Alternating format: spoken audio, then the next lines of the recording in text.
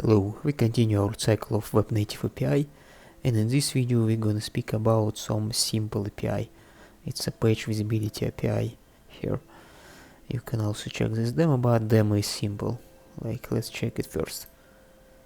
It's just demo, now tab is active, and if we switch to some another tab, for example, I switch to this that we're gonna check later. Tab is switched one time, two time, just some counter. You see I didn't add some external features here, because I want to be it as simple as it is, so you can copy it easily to your projects. Instead of this counter on a trigger, you can add some of your functions, some of Easter eggs, but usually it's used, this Web Native API used to pause video on your website or pause some music when a user switched in another tab, or if he hide browser. Now let's go to code. It's my open source repo. Yeah, pay attention that I didn't even hide browser, but it's still counter, when page is not visible like this, you see. Browser not collapsed, not minimized, and we still have this counter because the command see when it's not visible even in this situation. So all links in description for this code, and let's go. You can find this use page visibility by this route. I'm not gonna show it here again. For every hook you can just check it in this route. And hooks use page visibility, and in demos visibility demo. Let's first we check how it works in demo to understand properly. In demo we just use hook. In a summary I will explain how to do it on every framework, whatever you want, even Vue, VanillaJS, etc. Here we use page visibility in React convention way, and switch count here. In our case it's switch count in hook, and visible. Actually invisible, it's a trigger when it's visible or not. You see when it's not visible it's gonna be some changes here, but we can't actually see them while it's already visible. I can try actually to show you, but I need to change it everywhere like this.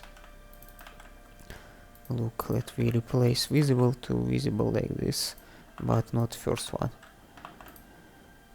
Yeah, now it's gonna be state when it's not visible. You see, it's what happened on our application when it's actually not visible.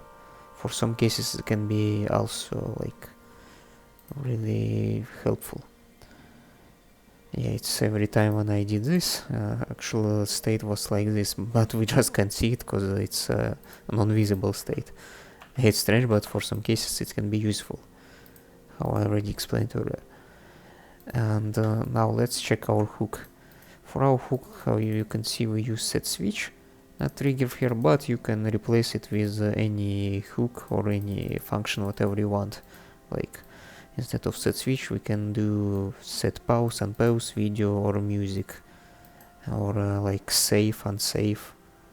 If you want to save some, for example, some game when you change tab, some game progress.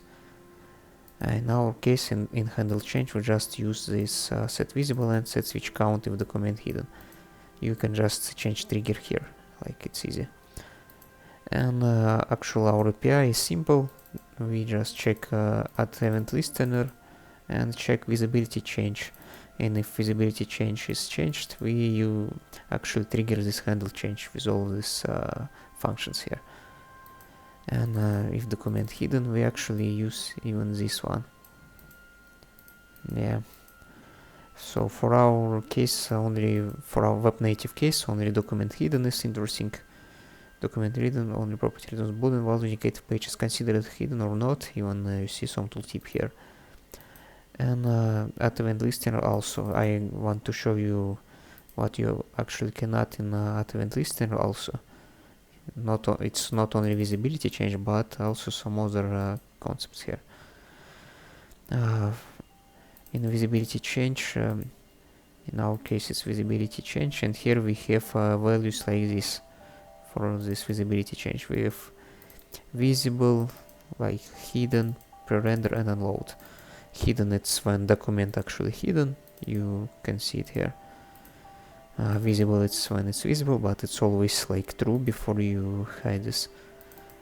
Pre-render, it's before your React or some framework it's gonna compile this page fully. You can just show some pre-render content, but it's usually not visible by simple users, so you don't need this. And unload, you actually don't need to. It's when the page unloads, when all our heap stack and other memory is cleaned. So it's only for mostly technical stuff. And in our case, it's all. I will show in summary how to change hooks to another frameworks, but you need to remember that all that you need to do is change this count to some another trigger of your. I don't want to like do its video long because it's easy hook, and I will go to next hook, and you will go to summary. Let's go summary. Just some summary about any hook that I showed you before in the video. All open source code you can find in description in a GitHub repository that fully open source, and you can also find a playground here.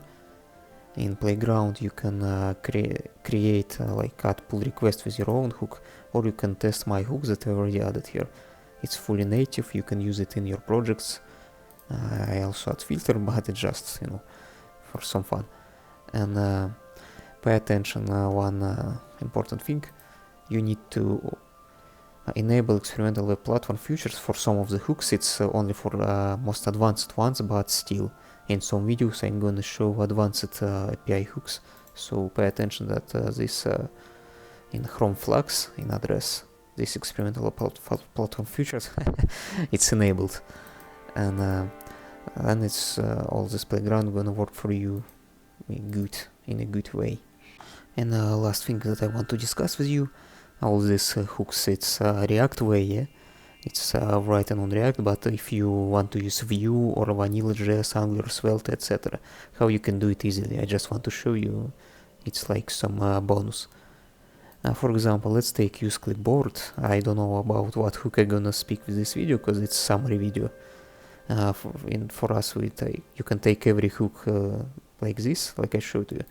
Use clipboard, and you can open like Grok, for example, and in Grok we just can write prompt like you can just go to Vue, VanillaJS, Svelte, etc.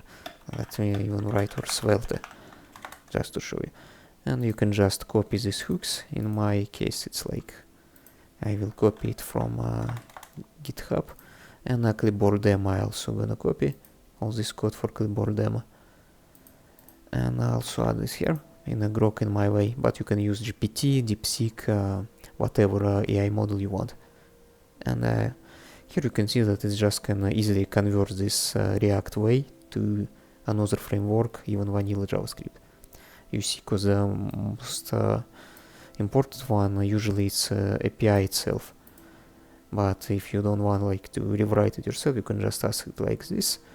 And you can see that in VanillaJS even it's created some use clipboard functions, like it's named it in React use hooks way, in React community way. But in Vue, how you know in a Vue 3, use hooks with this convention, like from React. Here we can see for vanilla JavaScript it's created for Vue in composition API. You can also ask in old version of API, not in composition one, but I recommend you use composition, of course, for now in Vue, because it's a modern one. And for example, in Svelte, even it's pay attention, it's not use clipboard, because in Svelte it's usually like functions, but still you see it's created some hook way function with subscribe set for writable. It's a Svelte store here, but in our case it's not matter, and still it's gonna have same logic that I show you in React. It's gonna just copy your clipboard in this way, and for all other hooks it's gonna work different, similar, sorry, not different. Anyway, let's go. With all these knowledges, you're gonna be good in a native web API. Yes, Uncle Ivan.